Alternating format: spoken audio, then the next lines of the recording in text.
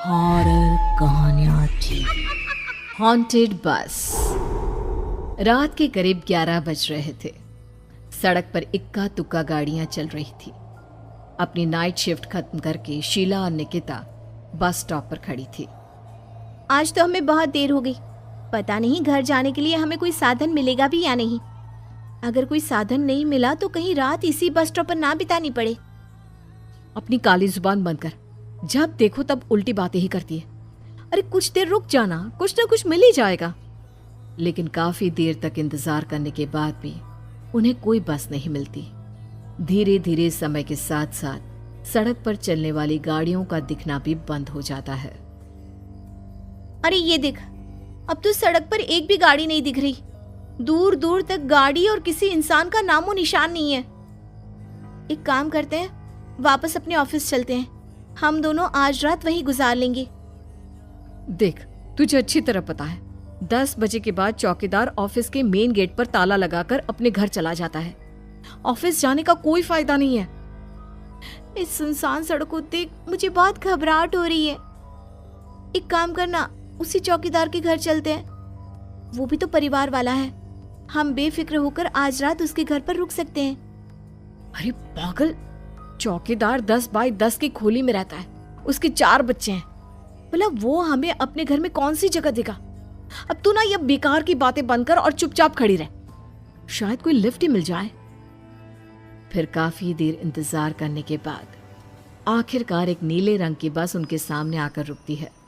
बस का दरवाजा खोल कंडक्टर उन दोनों से कहता है, कहिए कहाँ जाना है आप दोनों को? देखिए मेरी पूरी बस खाली पड़ी है। मैं आप दोनों को आपके ठिकाने पर छोड़ दूंगा।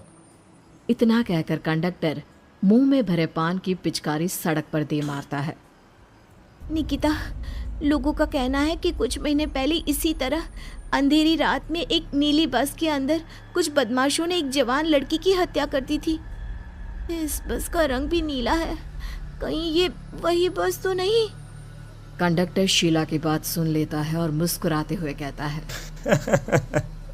देखिए मेम साहब, उस घटना के बारे में मैंने भी सुना है।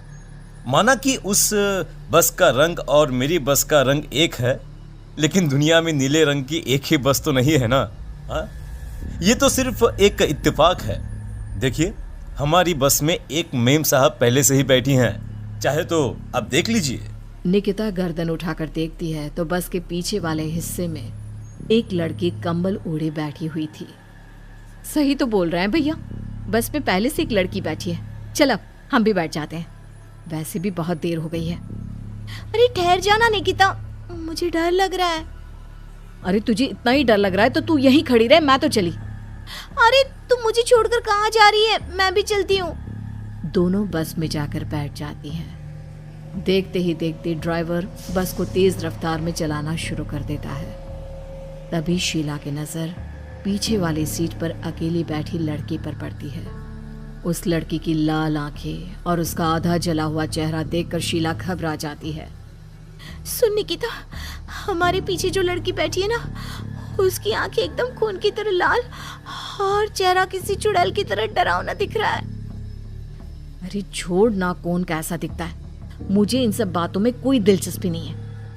मैं थोड़ी देर झपकी लेना चाहती हूँ, इसलिए अब तू अपनी बड़बड़ बंद कर प्लीज। बेफिक्र निकिता अपनी आंखें बंद करके बैठ जाती है। दूसरी ओर बस जंगल के रास्ते में पहुंची है। चारों तरफ घना अंधेरा और साथ ही जंगल में मौजूद जंगली जानवरों की डरावनी आवाजें शीला को और भी ज्यादा डराए जा रही थी। थोड़ी ही देर में बस एक बरगद के पेड़ के पास से गुजरती है। तभी अचानक बरगद की डाल पर बैठी एक बिल्ली कूदकर खिड़की के रास्ते शीला की गोद में आ गिरती है। मर गई रे, बचाओ मुझे, कोई बचाओ। शीला के चिल्लाने की वजह से निकिता की आंख खुल जाती है और वो भी घबराकर इधर उधर देखने लगती है।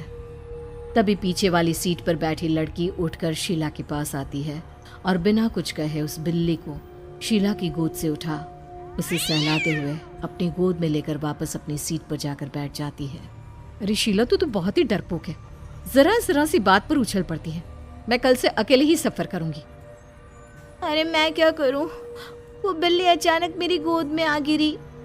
अपनी बकवास बंद कर और मुझे चैन से सोने दे। इस तरह शीला को डांटकर निकिता फिर सो जाती है, पर तभी अचानक एक झटके से ब्रेक लगाकर ड्राइवर बस को रोकता है। शीला खिड़की से बाहर झांक कर देखती है तो उसे सड़क के किनारे एक काला आदमी खड़ा दिखाई देता है। उसकी बड़ी बड़ी दाढ़ी और अजीब से कपड़े देखकर शीला को घबराहट होने लगी। क्या हुआ ड्राइवर भैया? हाँ, आपने बस क्यों रोक दी? अरे वो देखो, वहाँ वो सड़क के किनारे एक आदमी खड़ा है, उसी के लिए मैंने बस रुकवाई है। शीला निकिता को धक्का देकर नींद से जगाती है। अरे अब क्या हुआ? वो देख, सड़क किनारे कितना डरावना आदमी है। उसका अजीबोगरीब हुलिया देखकर लगता है जैसे कोई शैतान खड़ा हो। अब शीला की तरह निकिता भी उस आदमी को देखकर थोड़ा डरने लगती है। कंडक्टर, क्या तुम उस आदमी को बस में चढ़ाने वाले हो? उसे देखकर हमें डर लग रहा है, उसे बस में मत चढ़ाओ। अरे डरने की कोई बात नहीं है मेम साहब, ये आदमी जंगल के पीछे वाले गांव में रहता है। ये रोज इसी वक्त मेरी बस में बैठकर पड़ोस वाले गांव में जाता है, और वैसे भी ये बेचारा गूंगा है। अगर आप लोगों को डर लगता है तो मैं इसे ड्राइवर के बगल में बिठा देता हूँ। ओह अच्छा, ठीक है। फिर कंडक्टर का इशारा पाते ही वो आदमी बस में सवार हो जाता है। ड्राइवर दोबारा एक्सीलेटर पर जोर देकर बस को आगे बढ़ाता है। थोड़ी ही देर में बस एक घाटी पर चढ़ती है। बस के एक तरफ गहरी और डरावनी खाई थी, पर ड्राइवर को इस बात से कोई फर्क पड़ता नजर नहीं आ रहा था। वो लगातार बस की रफ्तार बढ़ाकर बस चलता जा रहा था। ड्राइवर भैया, आप देखते नहीं क्या बगल में इतनी गहरी खाई है? बस की रफ्तार लगातार बढ़ाए जा रहे हो, थोड़ा धीरे चलाओ ना। अरे मेम साहब, घबराने की कोई बात नहीं है, ये तो मेरा रोज का काम है। मैं तो यहाँ इसी रफ्तार से बस चलाता हूँ। आप बेफिक्र होकर अपनी सीट पर बैठ जाइए, आपको कुछ नहीं होगा। ड्राइवर के कहने पर निकिता शांति से बैठ जाती है। कुछ दूर चलने पर अचानक ड्राइवर बस को सड़क के किनारे रोक देता है। शीला एक बार फिर खिड़की के बाहर झांक कर देखती है, लेकिन इस बार उसे कहीं कोई दिखाई नहीं देता। अरे अब क्या हुआ? तुमने बस क्यों रोक दी? यहाँ तो दूर दूर तक कोई भी नहीं दिखाई दे रहा। ड्राइवर उसकी बात का कोई जवाब नहीं देता, पर कंडक्टर बोल पड़ता है। ये हमारी फेवरेट जगह है, हम अपने सारे अच्छे काम यहीं पर करते हैं। अब हमारा प्रोग्राम खत्म होने के बाद ही बस यहाँ से आगे बढ़ेगी। इतना कहते ही कंडक्टर सीट के नीचे रखी एक शराब की बोतल निकालता है। अरे ये सब क्या है? तुम्हारे बस में सवारी बैठी है, उन्हें घर पहुंचाने की जगह तुम यहाँ सड़क के बीच में बस रोककर शराब पियोगे? बस में लड़कियों के बैठे हुए भी तुम्हें ये सब करते हुए शर्म नहीं आती? कंडक्टर कोई जवाब नहीं देता और मुस्कुराते हुए शराब पीने लगता है। तभी ड्राइवर और दूसरा आदमी